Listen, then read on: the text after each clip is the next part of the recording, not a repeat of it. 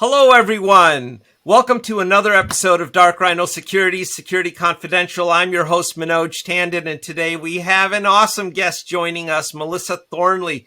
Melissa is a leadership consultant who focuses on using emotional intelligence to drive better results. And we're going to get into what that exactly means here in a second.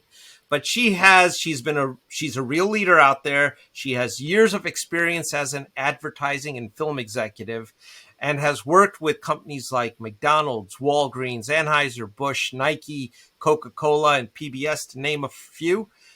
She is very passionate. Her energy is contagious, and we're honored to have her on the show. Thank you for joining us today, Melissa.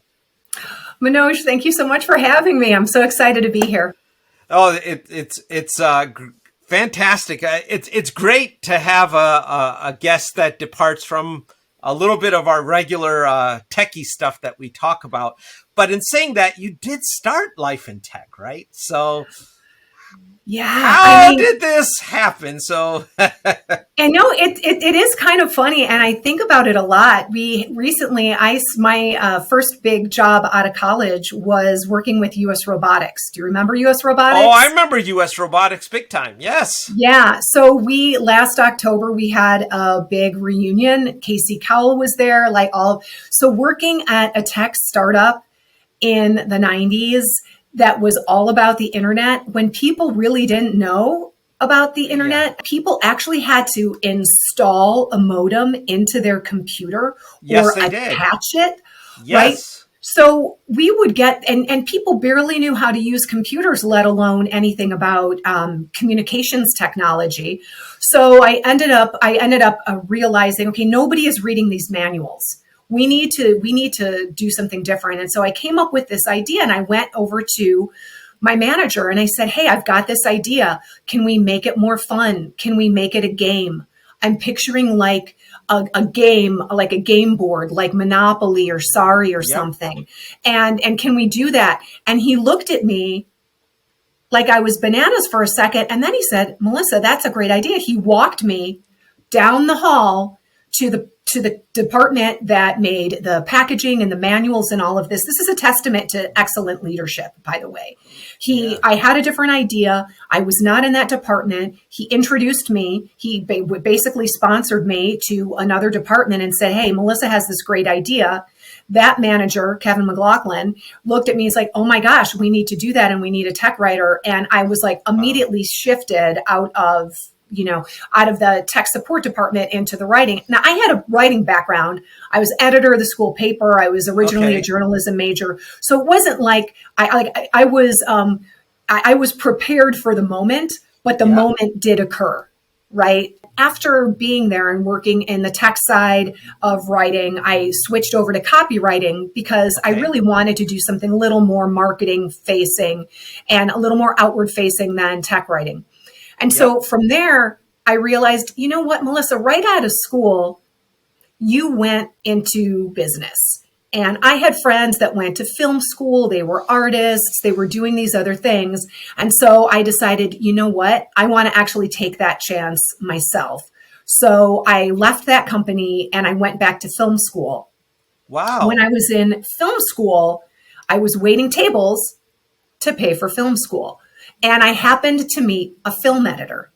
That film editor said, why are you getting a second degree in film? You already have a degree. You don't even really need a degree technically to work in film. So why don't you come and talk to our company?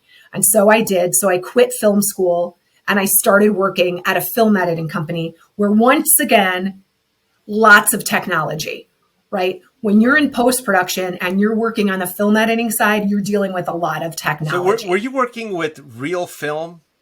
Or was this? Well, at that time, what we would do, just because I'm assuming we're just going to be a little nerdy here, right? Yeah. So at that point, we would shoot on film. Okay. And then it would be digitized. And it would be digitized. And most of the editors that I worked with worked in a system called Avid. And it was all digitized, right? And then at the end, we would work with a film cutter, and that neg cutter would cut down the film so that when we went into post-production to color the film and all of that, we had shorter rolls. But originally, everything what we were working with film. It didn't take long before everything was all digital. So Okay. I was yeah. just curious, there's not that many people that probably remember the cutting room floor as it really was at one time. I'm with you 100%, Manoj. It's actually even more true today because you can just let cameras run forever because it's all digital. You don't have the hard costs of film and putting film into a bath to be developed. So there's even more footage to choose from. So the film editor and the director and the creative team that's working on any type of film project, that's where the magic happens. It happens in post for sure. Tech all the way. Tech all the way. And you know what? Side note, audience, on this: if you leave your cameras on forever, you will blow the CCD sensors inside of them or CMOS sensors. We've done that. We've gone through. Yeah, we. So in the early days of this podcast, we had this predates our production team and everybody else when it was just me, myself, and I. My three favorite people, right? So we were we bought a lot of cheap stuff, and cheap is cheap for a reason. And when you leave those cameras on forever, you'll cook them. And so now we don't have that problem because we actually have a real professional thing that's supposed to do this. But that's a side note. That never mind. Keep going. I love a good little tech tangent. I love a good tech tangent. I have a whole bunch of questions on that, but I'm going to park it for a second because I want to hear some fun stuff too. When we were reading about you online, you had written about an episode you had with Raquel Welch, and I found that pretty interesting. But do you have any celebrity stories? And were you an exec at that time, or were you just starting off life when you were working with folks like Raquel Welch? So what's interesting is that there were people, we worked on the company that I worked with, both companies actually, we worked on commercials, films, and music videos. Right. So yes, wow, that sounds like a lot of fun. So it was a ton of fun. So one of the commercials we worked on was a British commercial and David Bowie was in it. I didn't get to meet David Bowie, but I got to see a lot, and I'm a big Bowie fan. Okay. Right. So I got to see a lot of David Bowie footage. When I worked in London, we were working on projects with Madonna. So Madonna would come into our office every day. Now, Madonna is Madonna. So she gets to have her things the way she wants her things. So I would see her come in and I would see her leave, but I never actually got to meet her, but we worked on her project. Right. So it was fun to actually work with people. But when you're talking about mega celebrities, they are kind of on their own. But for us, some of the directors that we worked with, like I got to work with Anthony Minghella. Anthony Minghella is one of my favorite directors, and he was a lovely, lovely human being. Right. So for me, working with those truly talented artists were just amazing. And yes, we would work on high profile projects, but sometimes that brings more headaches with it that just have to do with the high profile nature of it. Right. But having worked with some of these folks, were any of them standouts as far as did any of them inspire leadership like qualities?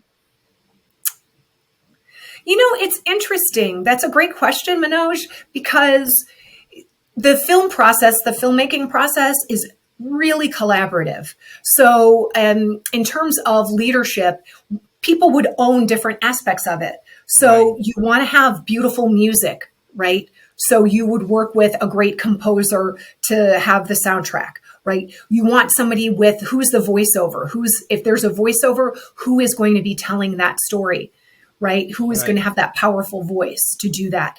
You're looking at the editing, you're looking at color, like how does the color help tell the story? So it's such a collaborative effort that a lot of the people that are doing the leadership are the producers behind the scenes that are allowing different aspects to own their place, the copywriter to own his story, the art director to own their piece of the story, etc. So that's interesting, because like when you just mentioned about leadership a little bit earlier, you said, you know when there's a good leader in the room, or you wish there was a good leader there. Is there really a formula for that individual? Just like, is there really a good formula for a good symphonic score or a musical score? I mean, you know a bad one when you hear it, but a good one actually becomes a part of the story, and it's just there, right? And it adds to it. So how do you create a leader then? I mean, which way is it? I mean, is this formulaic, or is there a little bit of fairy dust here? I'll yes and you on that, Manoj, okay, because please. Yeah, because think about it. So let's think about notes on a page, right? Okay. So a song, somebody can sing a song, and there can be a variety of different cover versions of that song, a bunch of different interpretations of that song, and then each one might have a different flavor, and you might have one favorite, but it's the song. Whoever composed that song, whoever wrote those notes, that's the formula. But then other people get to interpret it and bring their own unique their own unique voice to it. So what I would say is there are frameworks and there are skills that you can grow and develop. And those skills and those frameworks are a great guide. Ultimately, we are all going to bring our own different flavor to leadership, and being able to understand when different styles of leadership. There's a whole concept of situational leadership, and how you show up for somebody can be different. Like your authentic nature and your values will come through regardless of the style. But it's different if you're operating in an emergency zone where it's like code red. How you might lead might be more directive. If there's somebody new to the job that you know has a lot of talent, but they don't have any experience yet, maybe you're a little bit more directive. If you've got somebody who's been doing it a long time, they're very capable, you might not be so directive, but you might need to pull out, hey, how do I inspire you? How do I motivate you? Where can I support you in more of a coaching style? So there are different styles of leadership that we can all access that will serve it a purpose depending on the situation. Where does emotional intelligence come into the equation? So emotional intelligence, sometimes people really don't fully get it. There's an aspect of emotional intelligence which I think is the norm of what people think, which is, hey, how do I understand my emotions better? How do I understand other people's emotions better? How might I deal with people's emotions in a team environment or in the workplace or in my relationships, right? That's one aspect of it. I'd love to know the answer to all those questions, actually. Well, that's a super sliver of what emotional intelligence is about, right? Because it's an array of skills that allow us to understand ourselves, communicate with others, express ourselves, manage our stress, grow our resilience, and make better decisions. And we are always taking in emotional data. Right. So there's not a time when we're making a decision where emotional intelligence has not come to play. So I'm going to say something here, and feel free to disagree with me on this. Okay. All right. When I read about emotional intelligence, the first thought that came to mind is this is an oxymoron. And I'll tell you why I say that. It's simply because, at least in my personal experience, so this has just my own experience, it seems like emotions in an individual, or that visceral response in someone, always overrules logic. And I have seen exceptional people that, in spite of having a visceral response inside of them, they were able to hold back and make the right decision for that moment, even though it might not have gone with their emotional train of thought, right? So is there any intelligence in emotion? That's So so. I could like reach through the studio and like kiss you for saying for bringing this up, because a couple of things. There are different aspects to our mind and how our mind work, Okay. right? How our minds work. Right. So when you say intelligence, some people will automatically think, hey, that's my brain, right? Or intelligence means logic. Yep. There's an intelligence that our nervous system has. There's an intelligence that our circulatory system and our endocrine system, right? Like I will often talk about the biology of leadership, right? Because not only are we dealing with emotions of the heart, right? Or a visceral, like you said, a visceral reaction that you might have. Right. And then what do we do with that visceral reaction? And how do we work with it?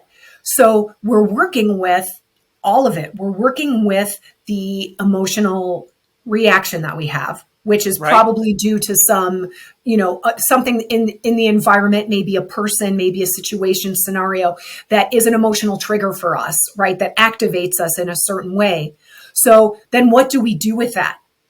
So yeah, now you might control it, right? Say you're giving a speech and you're nervous and you're anxious and it's in front of thousands and thousands of people. It's a TED Talk or something, right? So there might be a way to try to push it down and ignore it.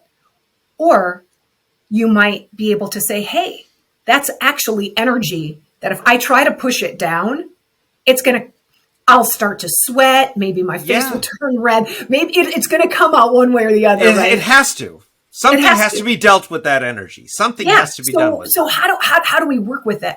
And I think it comes to bear a lot, especially when we're under stress, or maybe when it's an emotion that might be considered negative. Is that where you're kind of going with that? Yeah. Well, I've seen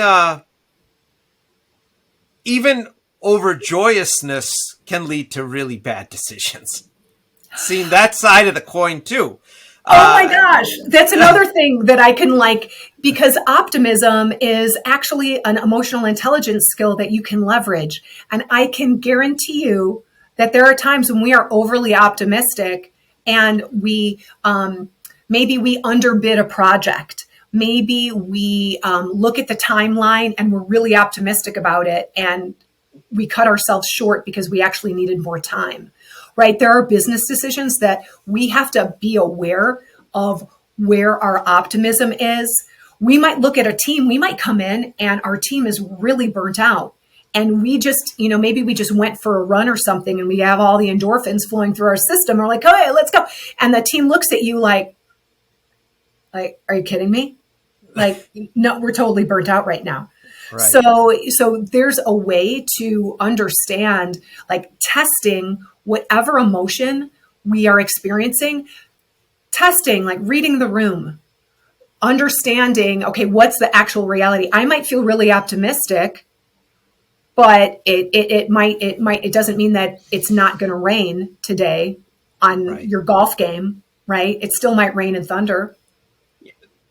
If you have that kind of an objective outlook, the problem happens is when it's your golf game and it's going to be sunny out and it's great, and then it does rain, and then now you're not able to control your output or your reaction to that.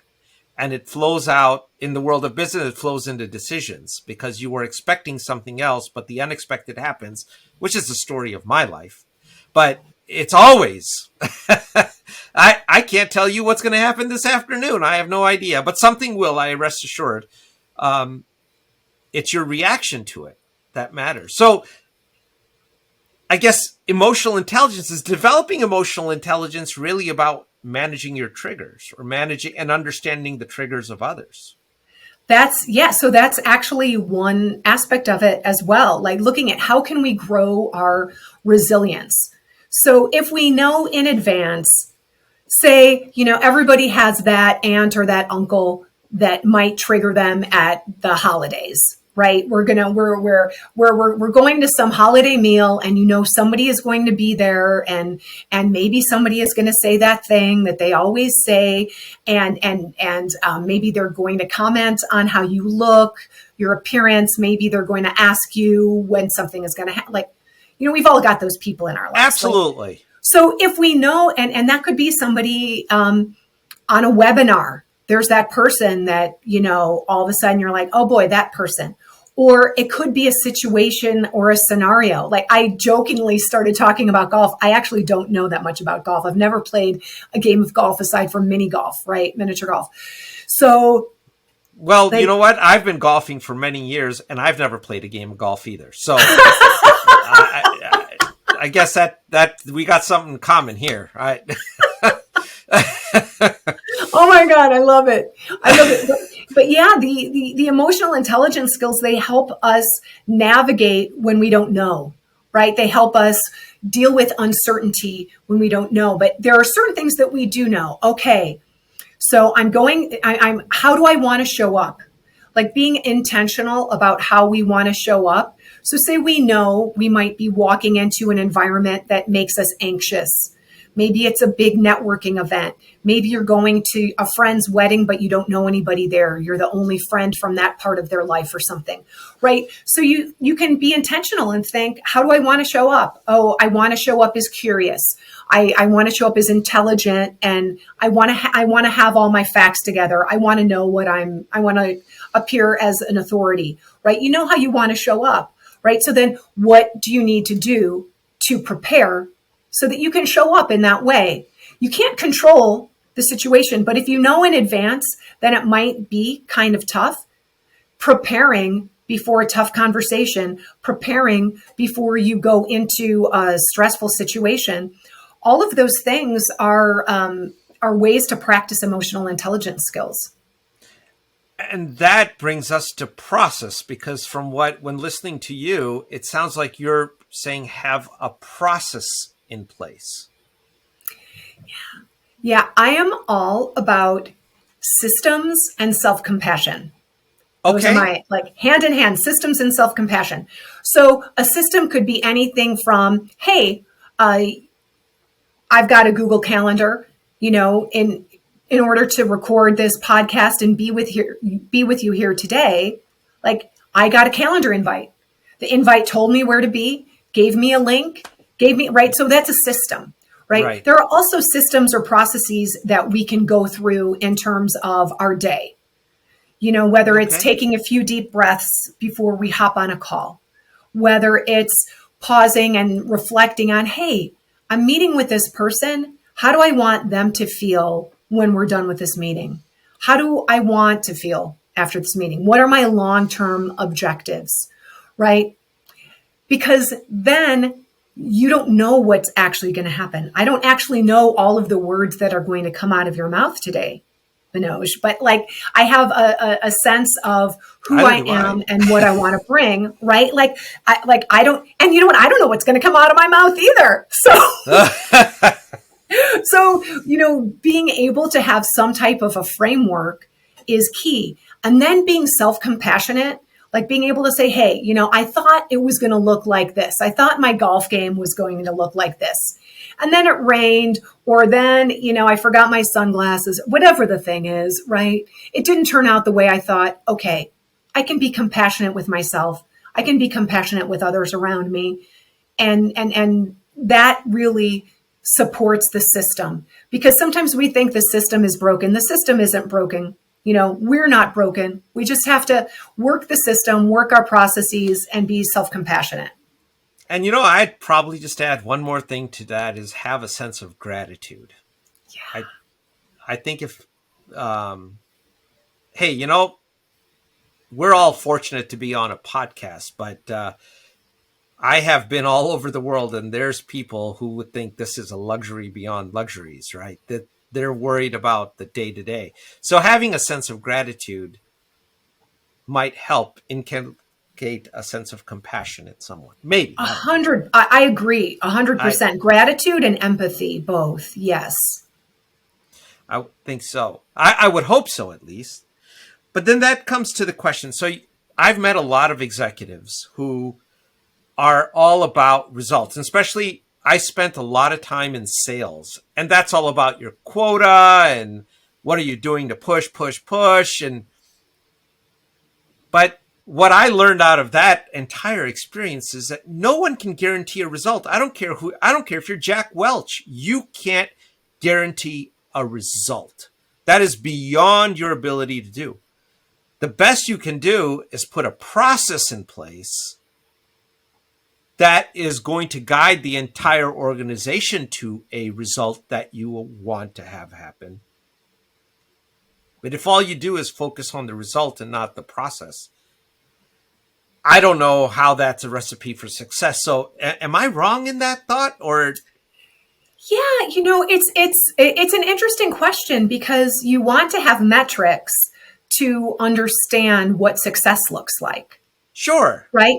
So, and having a lack of attachment to that, it's easier said than done, right? We can all talk about being less attached to the result, but ultimately we want to have a great result, right?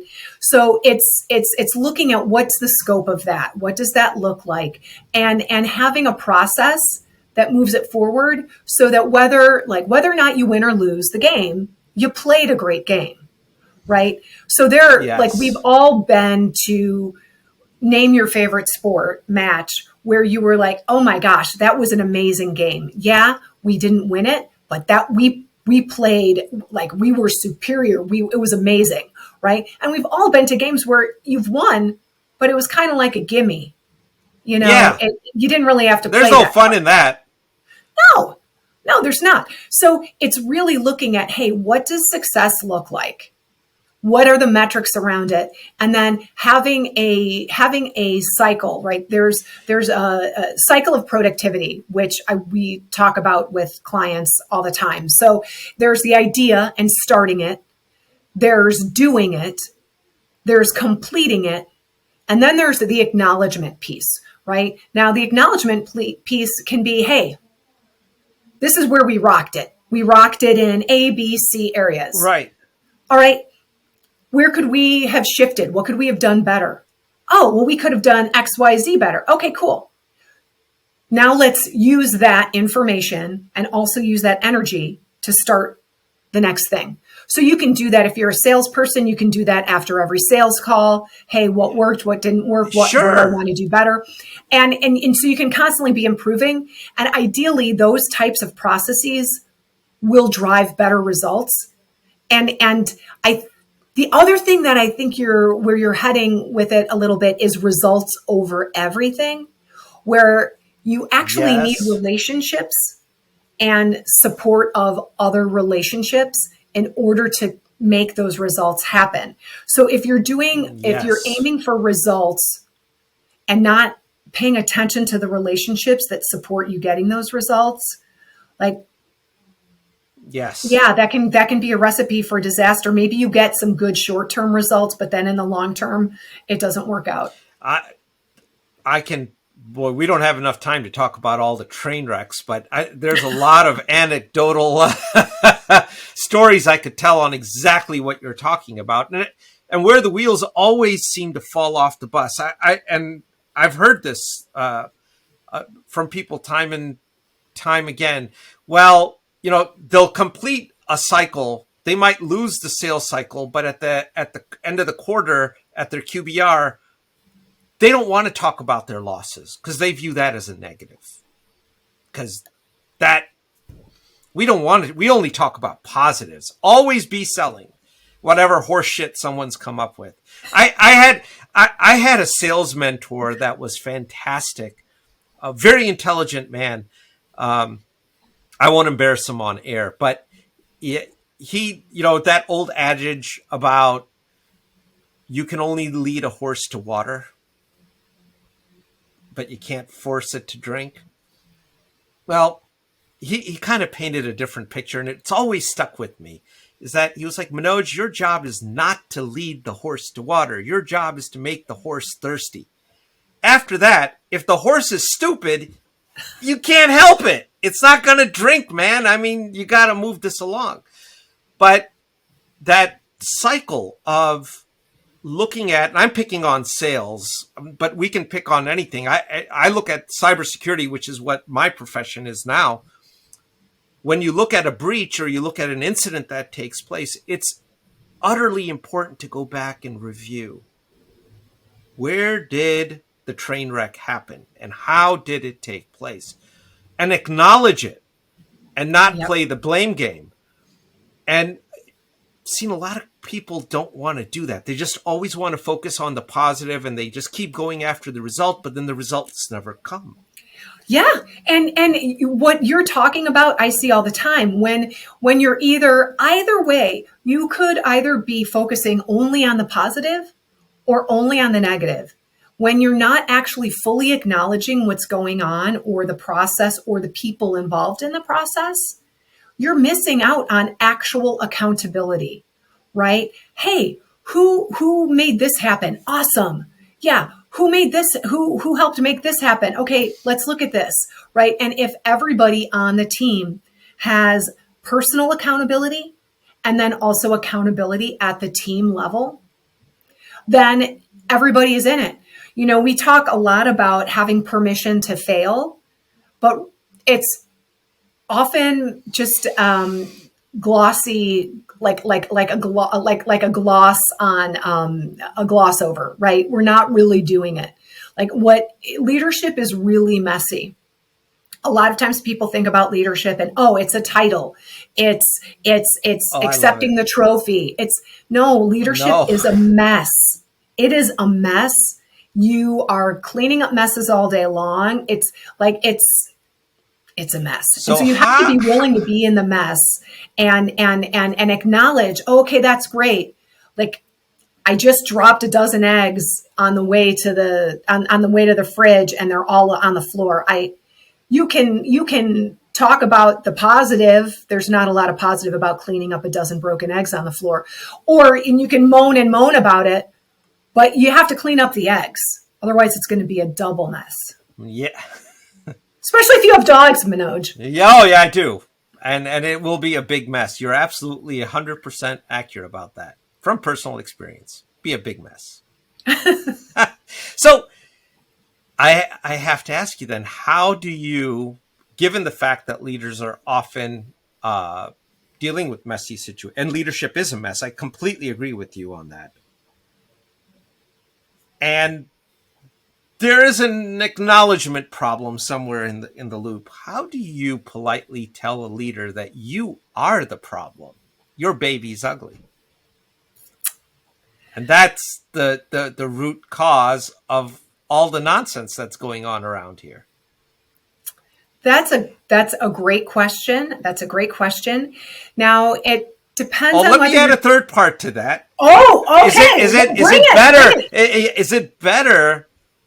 Do you feel that as a woman, you would be more empowered to make that kind? It would be a much more receptive thing to do because women are always, there's a power to being looked at as non-threatening. There's a power to being able to drive emotions that women have that men react to very differently.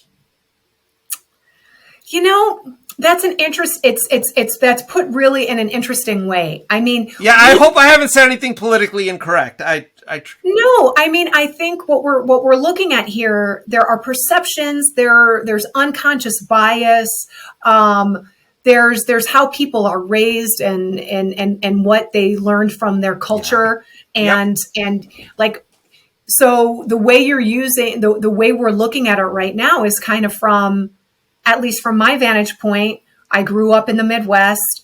I grew up, cisgender white woman, right? Like, so I've got that. That's my framework, right? If I were growing up in a different country at a different time, whatever, we might have a different framework. So just noting, okay, this is where we're coming from and this is where we're looking at it is helpful. And then to think about the leadership, it depends on are the leaders that we're talking to men? Are the leaders that we're talking to could be men or women? Yeah, I either way, I think that what can be helpful is asking a lot of questions. So, hey, these are the results your organization is getting. Now, results, they could be sales results. They could be, hey, this is how many people are leaving your company. People are leaving your company in droves right now. You can't hang on to talent. Top talent's gone. Bye-bye.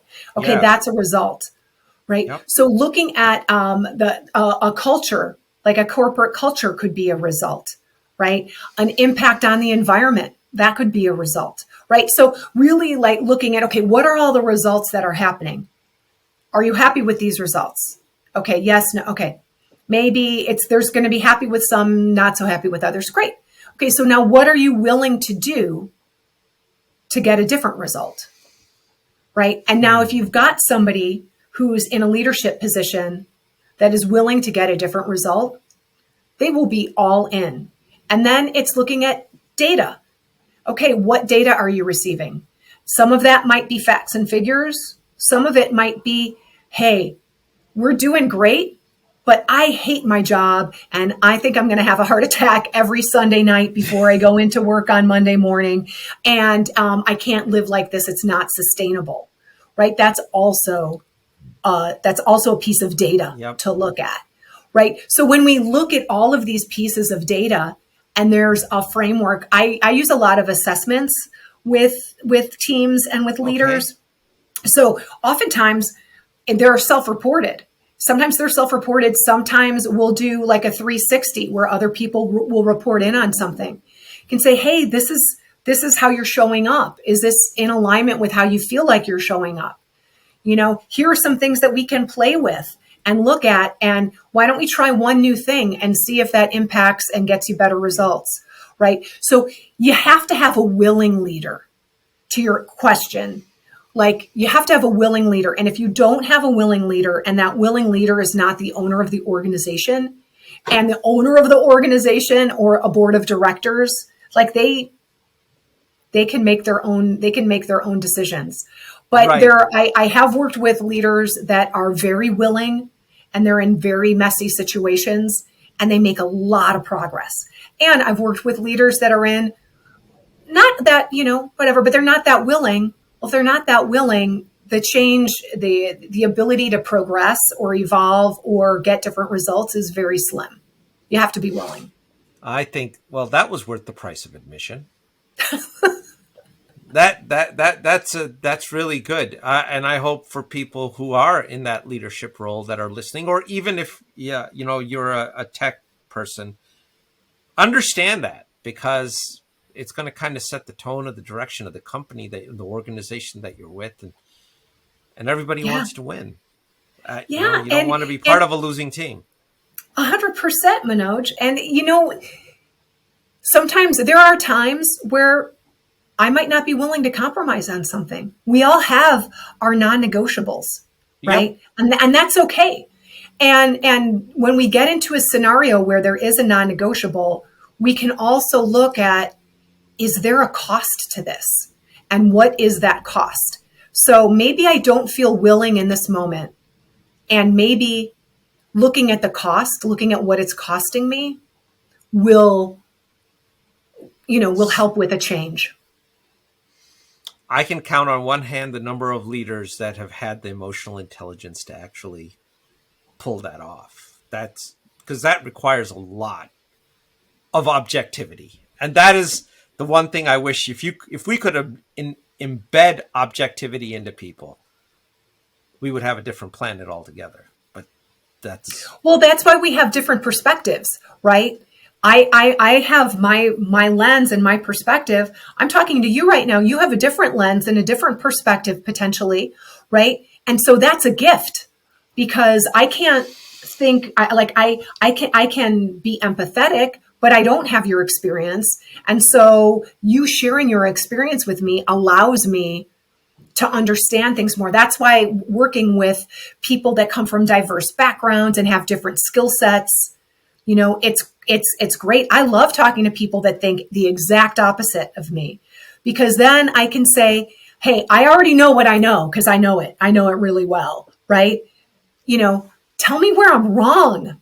Like, tell me what I'm missing, because that's the actual gift. And it's the best question in the world. And it really is not a fun question to ask or hear the answer to. Well, I'll tell you what, we haven't even scratched the surface, Melissa, and we're already at the hour. Oh my gosh. Yeah, we haven't. Well, so much for that list of questions. I mean, we didn't really touch upon a whole bunch of them, but that'll just be an excuse to have you back. But I would love for you to take a minute and plug whatever. Are you doing any appearances, books, things that we should all know? Why, yeah, please. Oh, I appreciate you asking. So here's the thing. I am working on a book right now. And so the best thing to do is to just find me on my website, melissathornley.com.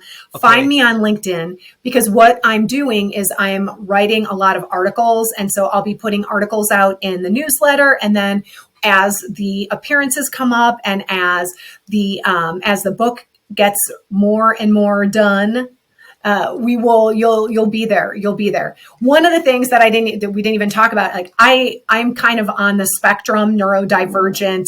I've got a little ADHD. So being an entrepreneur, running a business, and trying to write a book at the same time is a little bit above my neuro pay grade. Somehow I don't believe that, but you're just being humble. But okay. But anyhow, the best place to keep in touch with me is on LinkedIn and or via my website, via my newsletter.